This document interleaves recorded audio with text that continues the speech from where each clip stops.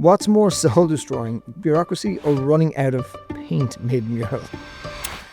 Bureaucracy for sure.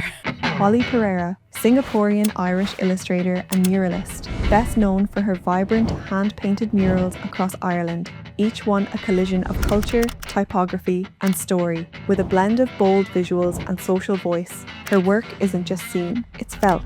We're probably all just going to die soon anyway in a large catastrophe. Right. Has anyone ever succeeded? Most artists would say no, they haven't. They keep trying because otherwise what's the point? You've good art, you've okay art, you've great art. I'm always brilliant. The biggest obstacle is definitely like imposter syndrome. You're like, if I'm not creating, does that mean I'm nothing? Give me a kind of spray paint and a paintbrush and let's see what I can create. Anytime you step into the realm of something like that, it makes you just appreciate it so much more.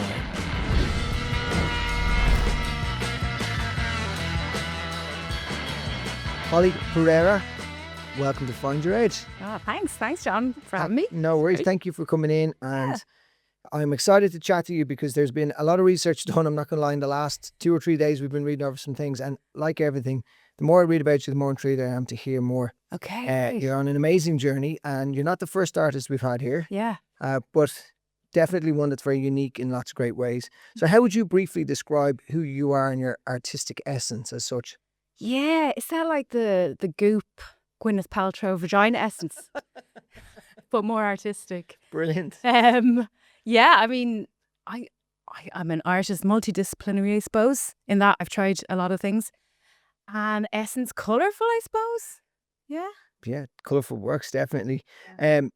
Sculpture in NCAD, that's correct? Sure. Where did you find that information? So it's scary what you can find out there. And we're going to delve into, we have assistance from AI as well now, and there's just nothing hidden from anybody anymore, Jesus. which is something we're going to chat about today because Right, yeah, sure. you know, the creative genius is something that I don't think AI can ever recreate, but I'd love your thoughts on that. What initially drew you into art, and where did you have a moment in your childhood that you decided you want to do that? I always liked drawing. I was lucky my dad's a musician and my mom is a teacher, and they were very chill about what they did. You know, a lot of parents push you into kind of more financially stable careers. They were like, do what you want as long as we don't have to pay for you anymore. Like once you're 18, that's it. Like, so that was really good. It meant that nothing was like off the table. So I always wanted to do some kind of expressive thing. Like I love dancing. And then I think I was about 15. So it was either between dance college or art college. And there seemed to be more parties in art college. Right. Motive to do it. That definitely sounds like a good reason to draw. I know dance college just seemed to be a lot of like just not eating and exercising all the time. So that didn't really appeal to me as well. Okay, if I had to guess that answer, it was definitely not going to go down. I wasn't going down that route. You have an Irish Singaporean heritage, Yes. correct? Yes. Has that shaped your creative genius that you are today? Has it your mum or your dad's side? Dad is Singaporean, mum's from Kimmage. And yeah, I mean, like I grew up in Greystones in the 80s. So I thought everything was grey. I was like, everything looks like it's made of brown Why do you wood. say that about Greystones? Well, have you been to... Well, okay, I lived in Greystones in Dalgety. Oh, do you? Yeah, and You're blowing though, are I you? heard from you that in the 80s in Roundwood, so we both. Did you? I did. Well, you remember Wicklow in the 80s. It's like, Too. it's quite boring and Yeah, grey and brown. So I was like, well, everyone looks like that. That's normal life. And then I went to Singapore in 1990 for the first time. I was like, wow, there's colourful buildings and there's like temples and, you know, colour everywhere. Do you think you see what your mindset, wherever your mind is at a certain time in your life, you see, if you're in a slightly grey space in your mind, you see grey, but if you're in a creative flow and a creative space, you will see colour. You will see that one little green leaf amongst all the grey. Maybe. But I mean, my recollection of Bray Greystones in the 80s was predominantly grey. So, and I was 8 or 9. So I think it was grey. And then what was the first thing, your very first memory of landing and seeing all this colour in Singapore? Just like mad. Like there's government buildings that were pink. Well- Like that was like an official thing. Like, so, because I thought, you know, to be serious and official, you must be like standard issue, brown, grey, black, whatever.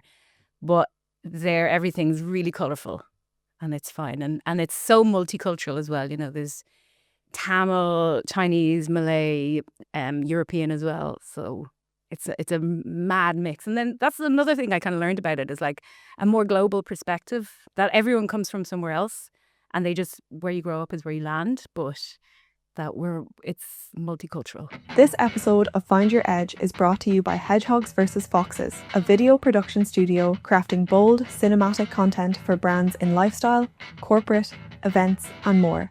Visit us at hvf.ie to learn more. When I was growing up, there wasn't that many mixed race people here, right? You remember? Yeah, I remember. It was like 2 or something. There was one guy. That was probably me, yeah. Oh no. So like, and then, so I feel like kind of not left out, what's the word? I stick out a bit. Do you know what I mean? And people comment on that. They're like, oh yeah, you're foreign, aren't you? Yeah. And then when I go to Singapore, they're like, oh, you're so white. Look at you, you're so white.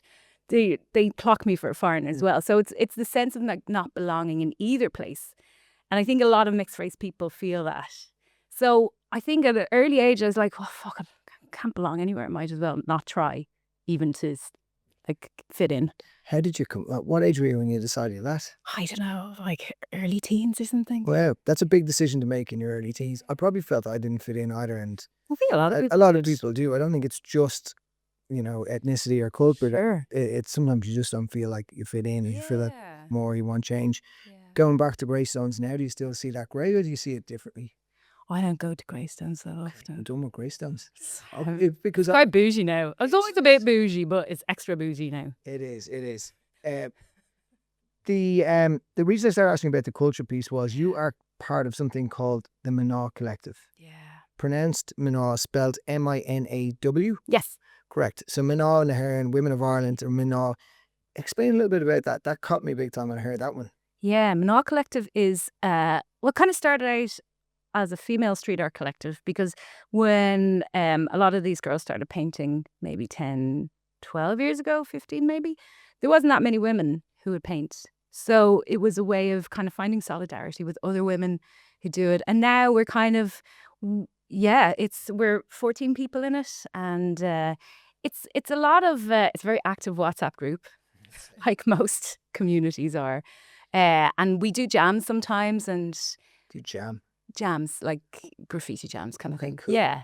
And that's nice. And it's a lot of it is the solidarity, having somebody to ask. So when I first joined Minaw, this was about 8 or 9 years ago, I knew Jess Tobin from painting, from other stuff. Her and Signs of Power were going to paint somewhere in the Shaw, actually, the old Shaw. And they invited me, and I'd never painted a piece really before. So I just turned up, and I was like, so what do I do? And they're like, well, get the primer. I was like, what's primer? I didn't know anything. So they taught me everything, and they taught me how to use spray paint. So I really like that informal peer aspect of it. Do you know what I mean? So, Macer Yes. is a good friend of mine. Lovely and man. he has that same nurturing artistic side to him with young artists. Is that something within the artist community that's just you help each other out? And Aches would say the same. Yeah. And, I know there's a lot of young artists would look up to him and work with There's this collective energy. I love, I'm the most non-artistic person in the room, and I love being in there, listening to them and looking at how they communicate. I think there's a huge amount to be learned from it. Is that something that's a common trend worldwide, or is that just an Irish thing? I don't know. I can't really speak for worldwide, but I think here it's so small. You can't be a dick in Ireland, really. It's too small. Like there's nowhere to run. And also, I kind of like to think like creating the kind of industry you want to be in. So I want to be in a supportive industry with a community of other artists who like help each other and give advice on pricing, which we all know is the biggest pain of the whole. Like, how much does something cost? So I suppose I try to view it like that. And then if you want to be in that industry, then you have to create it. So acting accordingly along that.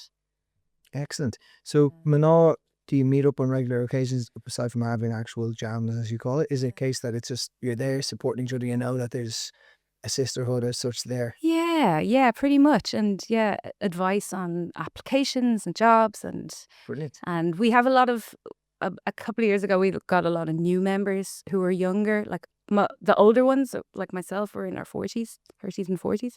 And the younger ones are in their 20s. So that's really nice. They've got so much energy. It's And real. do you have exhibitions where you actually publicly can buy art or whatever else? Yes, we're going to get an exhibition this year, I think so. Brilliant. Something we'll all be looking out for, no doubt. Yeah. Hosting RTE's This Is Art Club. This is our club. How did sharing your craft with young people influence how you view your own creative mission? I'm just going to drink some more coffee. Get the coffee in because there's a big answer coming. Deep breath. Well, it was more of a presenting gig, so there was less sharing, more presenting, doing like the bits to camera and like, today we're in blah, blah, blah.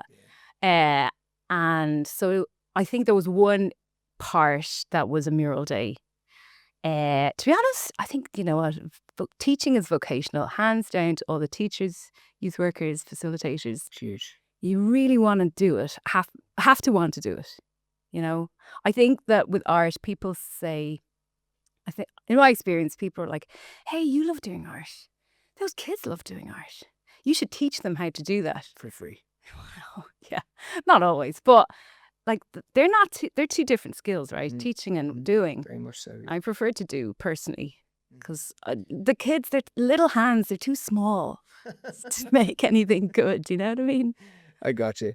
The future of art and the future of every industry is somewhat in jeopardy or somewhat questioned at the moment because of the introduction of AI. It's absolutely scary. The statistics of, you know, people are losing like 40% of their brain capacity basically from the fact that they don't know how to think anymore. Yeah. And they're just asking. I had a friend who was away on holidays and he wanted me to introduce him to someone. So he asked AI to write the message. He screenshot the message and sent it to me and said, I got AI to write that message. Do you think it's okay? And this is a 40-something-year-old man. I was like, this has gone too far. But where do you see it going? Or do you feel like there's a place for it for you, or are you anti-AI? Oh, I don't know. Like, it's hard. Like, there's always been technological advances. Like, when photography came in, all the portrait painters were like, oh, we're out of work. But then they went to the West Coast America and started doing landscapes. Do you know? But at the same time, it's kind of like who owns the means of production? Who's profiting from AI? It is certainly not you or me, probably. It is like larger businesses who get to automate their workflow and therefore make you out of a job. So, look, that's capitalism. I don't know. Unless we have the revolution. Oh, you're gunning for a revolution. Let me hear more. Go on. If you start punching the table, that's a sure topic to lean into. Just like, yeah. There's frustration. Extended growth. Like, where's it going to end? Exactly. Where the robots are just doing everything for us and it's like WALL-E or something, you know, we're just sitting there consuming and then we're all dead. I remember reading a book, and I'm going to get this wrong, but they sort of said it used to be when the aliens came down, they'd see all these dogs being walked around the place and humans picking up their poo. Yeah. And they go, oh, all these people, the dogs of all these people working for them. Now if the aliens come down and they see us all being governed by a screen walking around the place, so they're going to say we're like a Tamagotchi to this phone. Yeah, totally. That we're being guided. Look, we could get very negative. That's what kids from the 80s do, isn't it? You tend to go down that route. Cynical. But look, we're probably all just going to die soon anyway in a large catastrophe. Right. Okay, so on that positive note, let's get to a beautiful art piece that you've created recently. How do you prep yourself, warm yourself up and get mentally in the space to create a masterpiece? Start to finish, creative process. What does it look like? Yeah, probably a lot of checklists.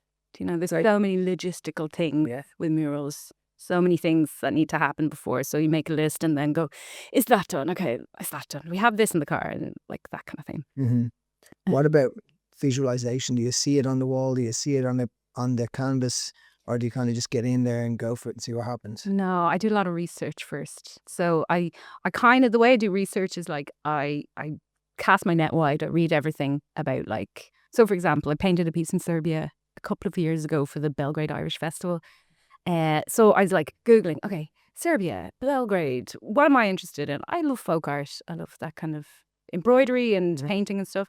And then where does that stuff align with my concerns, which are feminism, human rights, gender equality. That's pretty much it. Yeah. So like, where do those things collide, like in a little Venn diagram? And what I found was there was a group of girls and women who made these rugs called Pirot Kilim. Kilim is the word for rug. Okay. And the town is Pirot. So they were really young girls that they trained them from as young as 10. This is traditionally like, 80 years ago. to make these amazing handmade rugs, and it was only women would make them. So I thought that's a nice image, and I got some photographs of the women and girls, and there was one little girl, and she was kind of hunched over. She was just so focused and concentrating on it. I was like, okay, that's the girl I want to kind of exemplify or whatever. And then I based the mural on the back of her body, and then the loom in front of her, but kind of abstracted. Nice. Yeah. That's really cool. And is that still there? Or is It's in Serbia, in Belgrade. that's class? I do feel like I've traveled and seen lots of the world, but I've not left any part of me anywhere. Or do you view your art as a part of you, an extended version of yourself? How do you feel about the fact that you've got these beautiful pieces that are just sitting there on a wall, and people are walking by them, thousands of people walking by them on a daily basis, observing that, seeing that, questioning, where did that come from? Who's that artist? Because the art is obviously thought-provoking. And Yeah. how did you even think about it, or do you just walk away from an art piece and never think about it again? No, I do think about it. I suppose it's like I think about the time I spent somewhere. We spent 2 weeks in Serbia around St. Patrick's Day, and the people we met. I suppose like once a piece is painted, right, in the city or whatever, it's not really yours anymore. There's that, with fine art and stuff, you got a sense of ownership over the work. It's in a gallery that's my painting, it's going for how much. But murals are different in that they're in the public space anyway. So they're not really yours when you're done. They kind of are owned by the city, owned by the people who live in the area. Yeah. I mean, ideally. And that's why there should be more murals. Yeah, no, I love that idea. I Yeah. thought about it in that sense that it's owned by the city or the whatever that is. Right, it's a democratic form of art because there's no elitism really. Well, in a lot of galleries, like my dad, he's a Singaporean immigrant. He's lived here for 40 years. He would not go to a gallery. He'd be like, "Oh no, art's not for me." Even though I'm an artist, I'd be like, "Dad, it's fine. It's good." He's like, "No, that's not for me." So I think there's a lot of people that feel outside the gallery circuit. When murals kind of circumvent that because you have to pass them. They're everywhere in the city. Yeah. And that's what I love about it. So I think when I'm working, I'm thinking about that relationship between people who have to look at it every day. Like, you don't want to you wouldn't do something really offensive that's an eyesore, Well, I hope you wouldn't. Unless you really wanted to, I don't know. Yeah. But that's art. I love the idea of the recurring revenue model. Don't we all? Yeah, well, art, it's a tough gig financially, and it's tough It is. working for yourself. Yeah. You got to make money, and you got to take your ego out of it maybe and create a commercial piece. Is that ever something you get pulled with, where someone said, "Look, I want you to create this lovely piece, and this will be lovely, but your vision of lovely and theirs is different." Totally. Like the common wisdom is that you do that stuff enough, and then finally, hopefully, people will ask you to do exactly what you do and pay you. But we're not all there yet. Just saying, there's always a compromise, and like there was a question in your questions about like negative responses and stuff. So I've read kind of a few like going, "Oh, that's not really great, is it?" It's like, "Oh, it's not a great example of her work." I'm like, "Well, you fucking do it."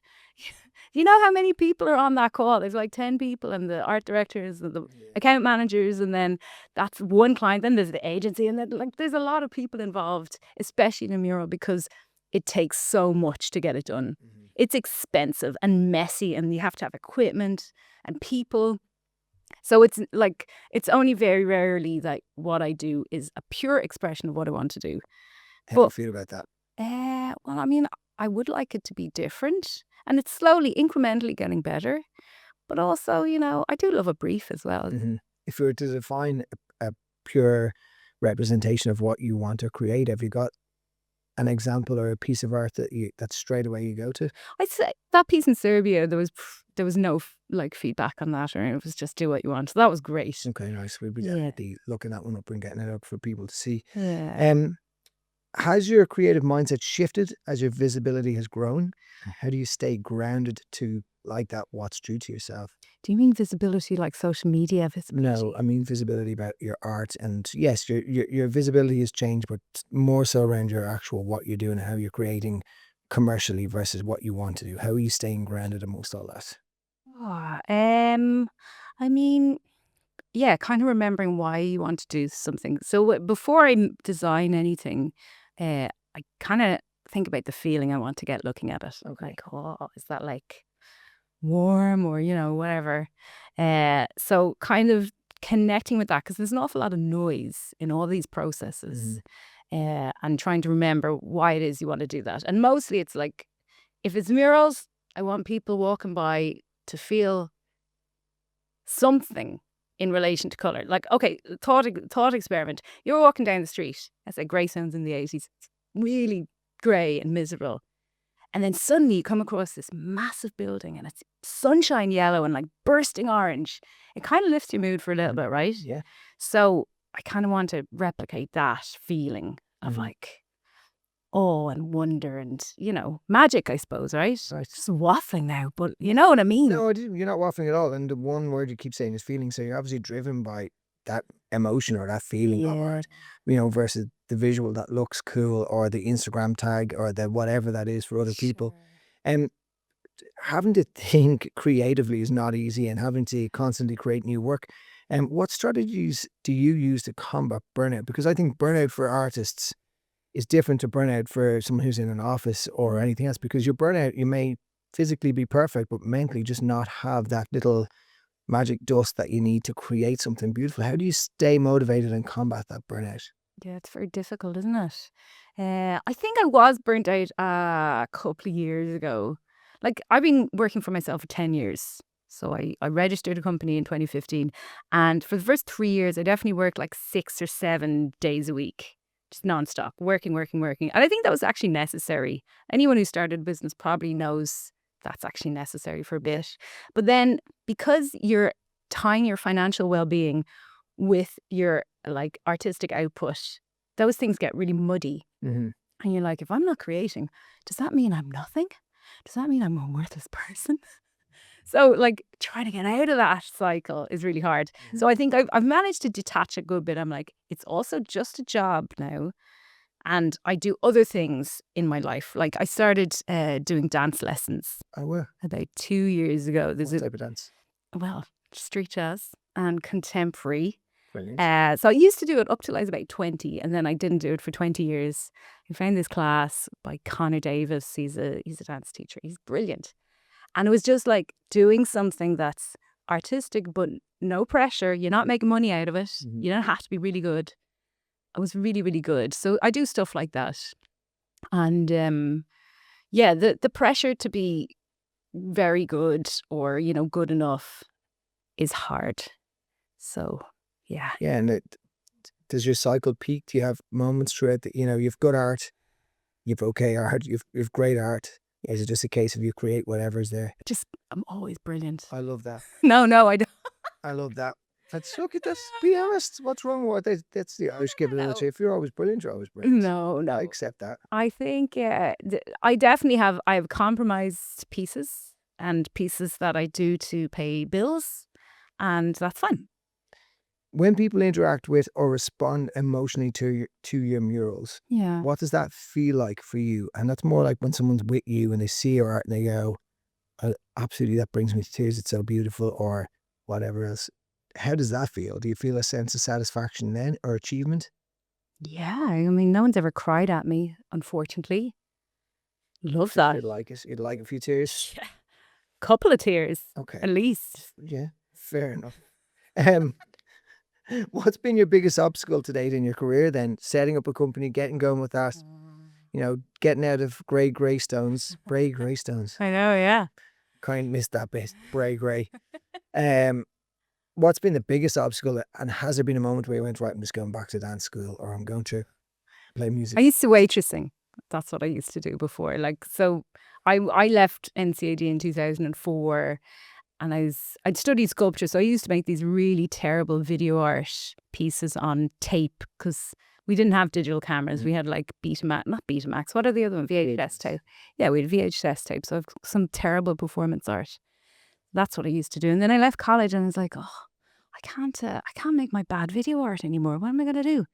So I was like, I'll be a painter. So I was practicing as a painter for about 7 years and working in cafes and stuff at the same time. And then I got to about 31 or 32 and I was like, I'm really tired. I can't do this anymore. So then I decided to study animation. I've forgotten what you. Oh, right. There's your question. Your biggest obstacle that Obstacle. you face along that journey. Right, yeah. So I've had quite a long journey to get to this point, but the biggest obstacle is definitely like imposter syndrome. Okay. Yeah, hands down, that's the worst. It's so bad. So like there was definitely a period up to I was about 34 where I was just like, I'm not good enough. Okay, I'm not good enough. No, nothing I ever do is going to be good enough. And trying to defeat that is really difficult. What was your strategy? Do you know what I thought about? We're going to die, right? We're all going to die. And I was like, you might as well just give it a go before you die. What's the worst that can happen? Yeah, exactly. There you go. Yeah. Your style is joyful and bold, but your topics often serious or political, as you've kind of mentioned. How do you balance that vibrant visual with meaningful content? Yeah, I think like being visually pleasing and meaningful don't necessarily negate each other. I think you can have the both at the same time, right? And it's going back to that, like any visual communication. We're so visually literate as people, right? From a young age, you learn how to read advertising signs, you read billboards and stop signs, and you know like what a typeface represents, that what meaning. So you're always going to, if you're painting a mural or whatever, you want to employ as many tricks and skills as you can to make people look at the thing. So I think you can totally make a really meaningful, impactful message in a nice casing. When we painted repeal things. Oh, yeah. Back in 2018. Yeah. So like some of the feedback was like, there was this little old lady and she's driving by. She rolled down the window and she's like, "You're all going to hell." And she rolled her window up again. Drive off. I know. It was a wild old time, wasn't it? Yeah. But the first piece I did was outside the old Shaw. And it was like, it said, our bodies, our lives, our choice. Oh, yeah. And it was in a kind of flowery Yeah. encasing, right? I didn't know how to use spray paint then. That's all done in acrylics. Which Was that 2018? Sorry? Was that 2018? That was 2016. It was 2 years before, yeah. But yeah. So we were doing that, and my idea was to. There was a lot of like anti-choice imagery. There was babies with coat hanger posters. Do you know what I mean? It was really violent imagery. Like, how do we combat this? Let's make a pretty flowery picture and then kind of sneak our message inside like a Trojan horse. So that's kind of how I feel about marrying aesthetics and meaningful content together. Nice. That's a deadly answer. Who or what supported you during your toughest times getting started out there? Your mum and dad obviously were supportive and let you do what you wanted to do from a artist, etc. point of view. But have you people, was it that Manal group, or have you someone else or other people in your life that you lean on? Yeah, Manaz for sure, and other artists and peers. And I make a point even now of like meeting people like once every couple of weeks for coffee or something, just to check in, because I don't have colleagues. Like, I work by myself, and it's really important having that feed like bouncing off, even if it's just to talk shite about something, you know. Yeah, big time. And what advice would you give to any young aspiring artists who perhaps want to follow in your footsteps? I mean, now Male or female, I guess. now's a different time, right? You know, I was gonna say like get 2 jobs and don't quit them till. Yeah, actually, maybe. Sure. Yeah, pretty much don't quit your day job, basically. I feel bad for young people, you know. Housing crisis. Yes. They'll be living at home till they're 50, you know. I don't know, maybe move country, but everywhere else seems compromised as well. Well, there's a revolution coming, right? Hopefully. Fingers crossed. What does success mean to you?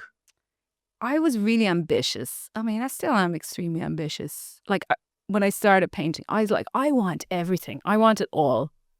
And I still want it all. But I think I'm a bit more tempered in that now. I think making good work that I can stand up beside and kind of not be going, "Oh, it's all right." Like, making good work, and then being nice to my friends and hanging out with them and my cat, and, you know. Yeah, good. Yeah. Do you have daily habits, routines aside from art that kind of keep you grounded, keep you focused, keep you in the place, or are you just up? Like, what's a typical day like for an artist? I go to the gym. I I started with lifting weights a couple of years ago, and I really like that. In Barry. Yes, literally. So exercisey things, like, because I get very in my head otherwise, so anything to do with exercise. I also started doing adult gymnastics classes Oh, where do you? in Sports Ireland campus. Oh, yeah, brilliant. there's It's about, great fun. oh my God, it's so much fun. Yeah, we forget how to play. At some stage, we just stop playing and get old. Totally. So I'd watched clips of Simone Biles last year, and I was like, do you think I could be Ireland's first 43-year-old gymnast? I think you could. Olympic one. I could. It's actually really hard. So hard. Yeah. It's the simple, basic bits, the bounding, like just bouncing along on your toes. Yeah, it's unbelievable. It gives you, I think anytime you give me a kind of spray paint and a paintbrush and let's see what I can create. Anytime you step into the realm of something like that and you get a little taste for it, it makes you just appreciate it so much more. Totally. It might not be a bad, yeah, it's actually a great thing. Yeah. You appreciate the actual Olympians and just the recreational people who did it for now accolades. It's amazing. It's like doing something you're not good at is really difficult for me. I don't like that, the feeling. But do you do some of that? Do you do things? I'm really not good at gymnastics, but I still do. Believing you're going to the Olympics there, that's me again. I'm like, oh, great. I'll keep an eye out for that. I can do cartwheels really well. I mean, I was going to check out the space. Yeah, Could I do one for you? The space here now, but we believe you. But it won't work great with the mic. But yeah, a cartwheel. Can you do cartwheels on both sides? No, I mean, pretty badly on the right. That's the big challenge. You used to do Look, that. can you? Well, I've worked at it. I'm not graceful, but I can do it. Okay. In your experience, what separates those who thrive from those who plateau and kind of just disappear? I was reading this. Do you mean that I've thrived or plateaued? I feel like you've thrived. Okay, just checking. Do you feel like you've thrived? Not sure. You've thrived. You're here. You've made it. I don't know. Yeah. If you was back waiting on tables, you probably have plateaued. So you're thriving. Right, yeah. I don't know. I mean, I'm learning motion graphics at the moment. Which is? It's like animated design, basically. Oh, cool. Yeah, because I studied animation before. I just never applied it. Like, there was another question you were asking about, like, your biggest failure or setback. And when I left animation college and I couldn't get a job in the studio, and I got it. I was like, I've just spent 2 years learning this, and now I can't get any jobs. So I decided to set up a business as an illustrator. I was like, well, I'll just do that. Not really knowing what it meant to set up a business, all the steps that you needed, how hard it is. But that was like a definite setback that turned into a nice thing. Into a spring forward. Yeah. But I don't know, plateauing. I don't know what the difference is. I think they're mad metrics, like, who knows? Has anyone ever succeeded? Most artists would say no, they haven't. They keep trying, because otherwise, what's the point? That's I like that. That's a good way of looking at that. I don't know. So we're all Some people just don't have that decision, don't make that decision and just plateau and stop. Right, yeah. That happens in all walks of life. So a few quick fire questions. I haven't with any of these, I've not read any of these, and we do that on purpose because Shock. there you go. So digital or traditional art? Oh, golly.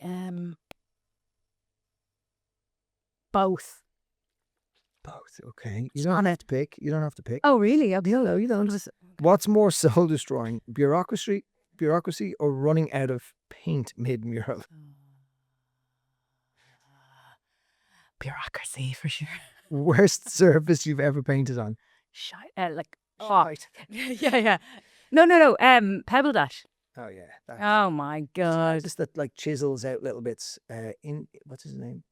Sorry. Oh, with a jackhammer. Yeah. What's his name again? I don't know. I've seen him video. I saw some of his work in Portugal. Unbelievable. When you see it from a distance, you're like, oh, that's really cool. And then you get closer to it and it just gets even more impressive. No Sorry. way. Most precious scaffolding setup you've worked on. You don't have to answer. You can say pass. Okay, I worked in a stairwell, big scaffolding in a stairwell, and that was really stressful. Just to rig it. You don't have to rig it up yourself, though, right? No, the man does it. The man. Get the man to do it. Dream artist you'd like to collaborate with? I mean, Bjork, obviously. Yeah. Okay. Yeah. Best part about working with an all-female crew? They always know the toilet is. They always know where the toilet is? Yeah, that's a big thing. When we paint outside, the lads are like, oh, you just piss there, right? And you're like, well, I could. but girls always know, okay, there's a cafe will let you wee there. Okay. Yeah. Okay. And it's safer as well, actually, to be honest.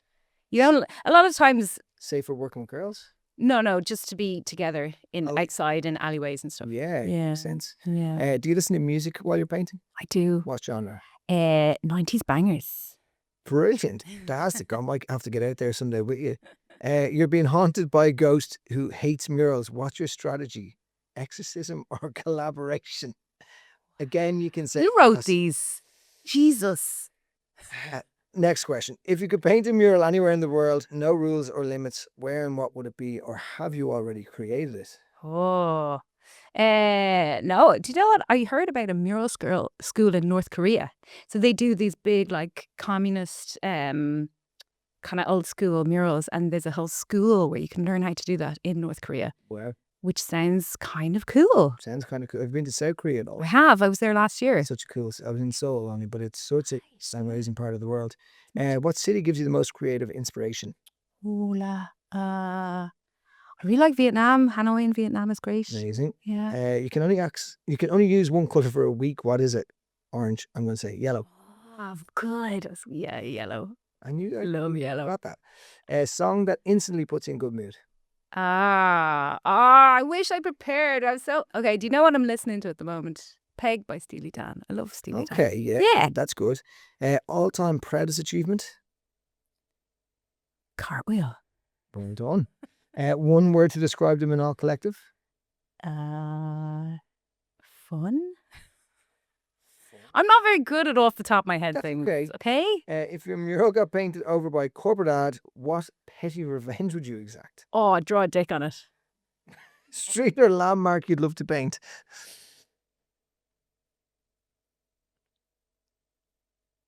The spire, I suppose. It's the first. Oh my God, did you just read the spire is exactly what I thought of there. Show me. Really? Yeah. Ah, nice. Maybe it's because you previously said dick and then I called it spire. You probably... That's what it is. I mean, let's be clear. If you could have dinner with any artist, alive or dead, who would it be?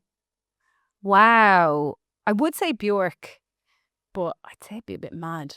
Like, Mad. do you know what? I really want to have dinner with Louis Theroux. Oh yeah. Or Adam Buxton. Very good. If you could switch lives with any fictional character, who would it be? God, I can't say. It's like I've never read a book before. I don't do well under pressure. That's okay. That could be the answer as well. There's I love reading. Maybe your head is, you're living in a fictional character mode all the time. Where's Wally? How's that? Okay. I love Strike. You want to just hide in there somewhere? Yeah. I think I know this answer. What's your party trick? You can answer it. Yeah. Cartwheel. You can do cartwheel on both sides. Then it's party trick. So how can people, the Manal Collective, this next exhibition, how can people find out more about what you do and look at maybe buying your art or anything? Yeah. Give us a couple of little places we can... manalcollective.com. My website is hollypereira.com.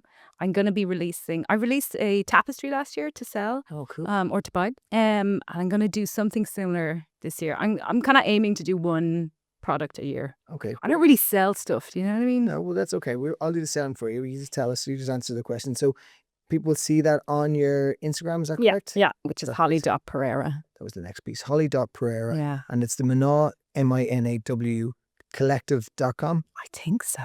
Okay, we'll look up Manal and you'll find it. Holly Pereira, it's been a pleasure. Thank you very much. I'm looking forward to seeing more of your work, hopefully around town. And thank you for chatting with us. Thanks for having me, John.